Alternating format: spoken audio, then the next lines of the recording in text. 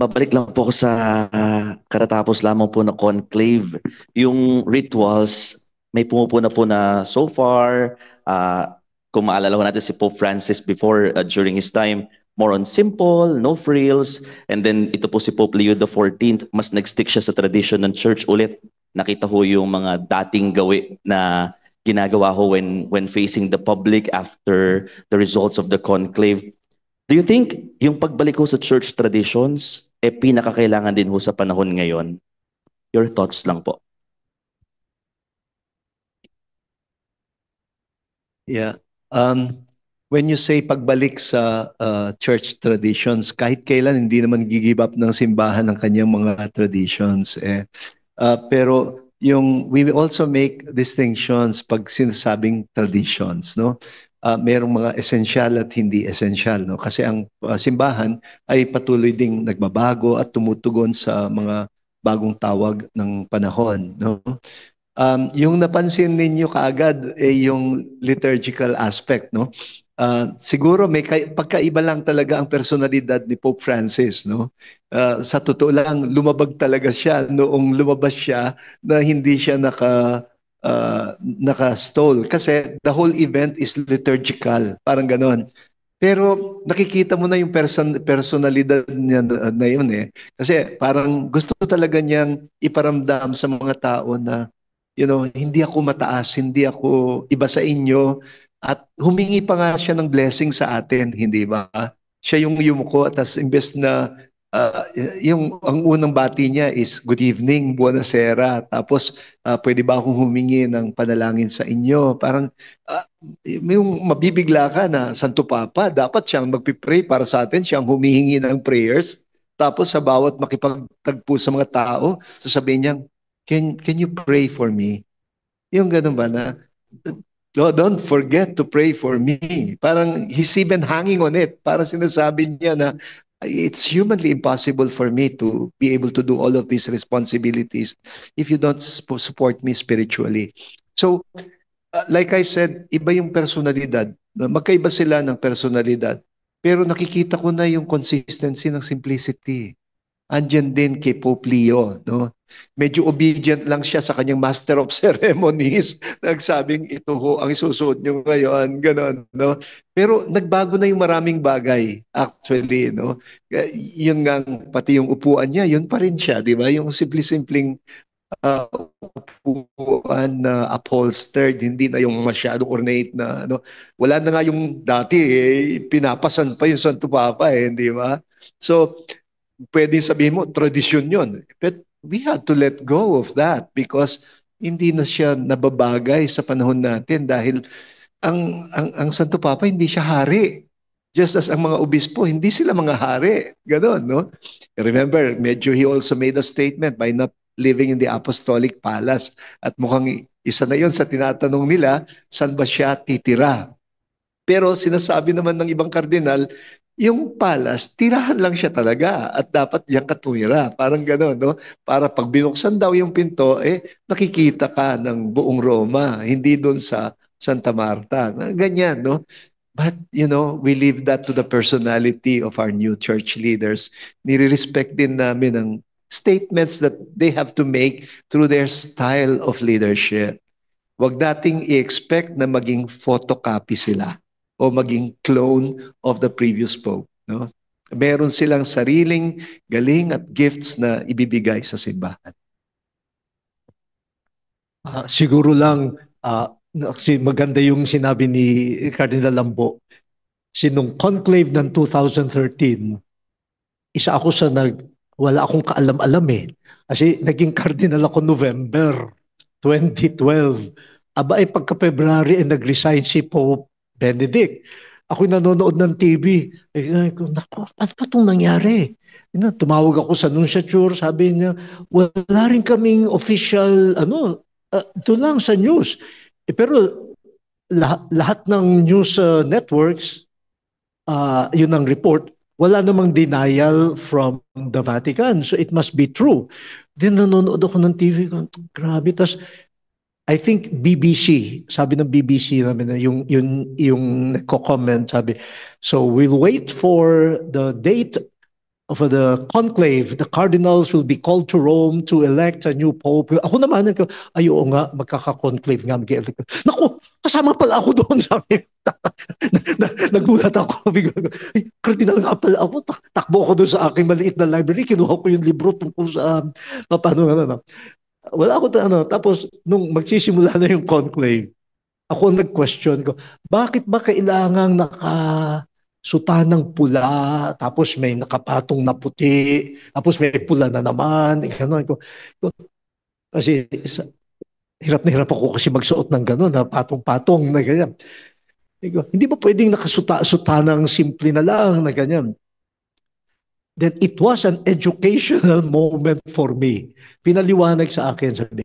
Kasi yung damit na yon, na yung pula with the white ano ba yun? Ang tawag doon yung surplice and ano.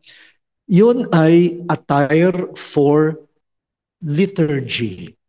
Kapag prayer, ang atmosphere. Kapag official prayer, So, yung conclave is not just an election, yung popularity. It is not just a canonical legislative act, but it is a liturgy, parang mass, gano'n. No? Kaya yung paglabas ni Pope Leo kahapon na nakaganon siya, it is an extension of the prayer, prayer. So, hindi lang yung pagiging conservative or what. Kaya, hindi, it's, I also had to be taught that way. No? Ngayon, yung choice ni Pope Francis to come out like that was his choice. No? Pero ano rin naman, no? Kasi kapag naabot na yung required number of votes, may mga seremonyas pa yan. Kailangan ano yan sa i-record. So papasok yung Master of Ceremonies ng liturgy, papasok yung Secretary of the College, and they had to witness yung pagtatanong na tinatanggap mo ba maging Papa? And then yung pagtanggap niya, and then ano yung name. All of that ay parang documented, parang minutes ba? Na parang no? Ganyan. And then, so may canonical aspect din. May liturgical, pero mayroon ding legislative canonical aspect. Now, nung time ni Pope Francis, nung dinala na siya doon sa likuran para magpalit na ng damit, hindi kami nagkukwento-kwentuhan na. Nung lumabas na siya, puti lang ang suot, hindi na niya sinuot yung ibang istola at Yan. Sabi namin iba, nako, welcome to the new era. na ganyan. Pero sabi naman ng isang cardinal, yeah, but now I think that the Pope is telling us that the conclave is over. Totoo naman. When the new Pope accepts it, tapos na yung conclave. So in a way, tapos na yung liturgy. Tapos na yung liturgy. So he can come out now as ganon. So both of them may posibleng So iwasan lang natin na yung parang yung compare na si ano ba bumabalik sa ganito, si ano ba ay ganoon. So may liturgical act, mayroong canonical aspect. By the way, ayun yung liturgy namin no? Kaya yung pula, yun yung kung saan namin sinusulat yung boto namin at nag-check din meron din kaming yung resulta ng boto at ninonote namin. Para hindi makita nung kabila, medyo sisilip kang ganyan tapos ipapasok mo yung kamay mo doon sa loob. Tapos ito yung liturgy para sa opening mass, pro eligendo for the election of a new pope. Tapos yung mga prayers namin.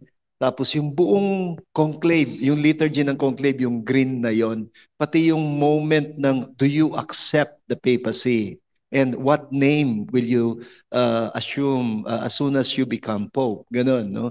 Pati yung pagbati, paghalik, ganon na ng bawat isa, all of that is part of the liturgy. Nakadescribe lahat dun sa green book na yan. Yung namang white book na to, ay yan ang constitution. Yan ang rules ng election. And take note, all of these are public documents Kaya nga natatawa ako pag sinasabi lang napaka-secretive ng Vatican, ng conclave. Hindi sikreto. The whole process is publicly accessible. Alam niyo yung nangyari. Siyempre, wala na kayo doon nung the moment itself na mangyari kasi lahat kami, bawal mag-cellphone eh. Pati nga yung pinasurrender yung mga cellphone namin, parang biglang mararamdaman mo, napaka-dependent mo pala, napaka-attached nating lahat sa cellphone.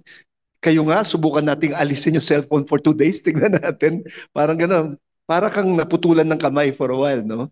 Nung ang pumasok kami doon sa Sistine Chapel, kasi ang tagal talagang, syempre, the whole thing is a prayer eh.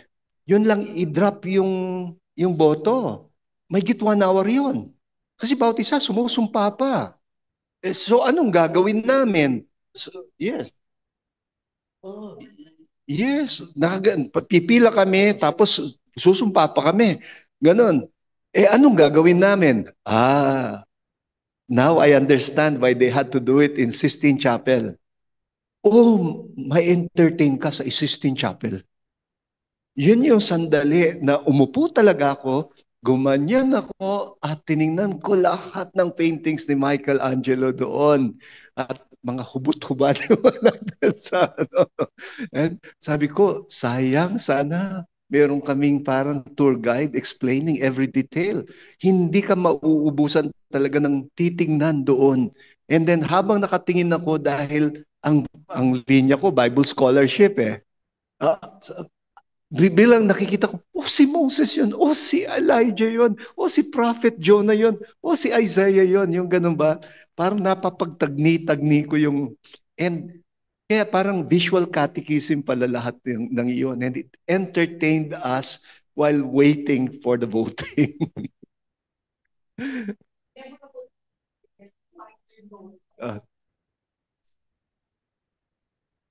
Well, sa akin, yung toilet na toilet ka na, pero kailangan ipitin mo kasi hindi pwede lumabas eh.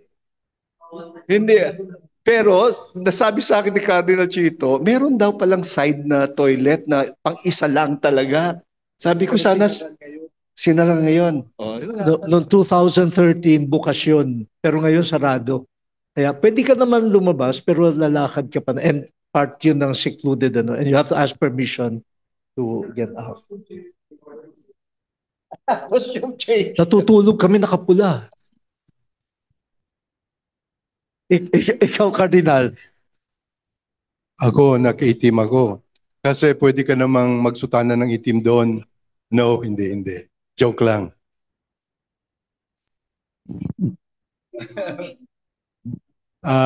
Nakita niyo po itong alarm clock? Kasi we relied on our cell phones para sa alarm clock. Ay hindi pala pwede yon, electronic din yon. Kinonfiscate or pinasok sa sa isang sealed na bag. So naghanap kami ngayon, worried kami kung paano gumising. Sabi namin magdasal sa mga holy souls, magdasal sa angels. Pero mabuti nung gabi, just before we retired, pinakita sa amin may mga available na mga alarm clocks. So ito yung sample. Ang sabi nyo, mga light, ito, I go back to 2013. Yung as we experienced yung afternoon, yung simula ng conclave, isang vote lang ang nagagawa doon kasi nga mahaba na yung oath taking, and then nung nakita ko yun, ganito palang kahaba. Noon kaunti pa kami, 119 lang kami. Ngayon 133. Yun, tama. Pero noon natagalan na ako, no?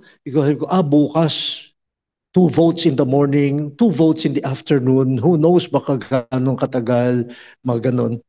Nagdala ako ng candy. Para kung kumukulo ang tiyan mo, edi may candy.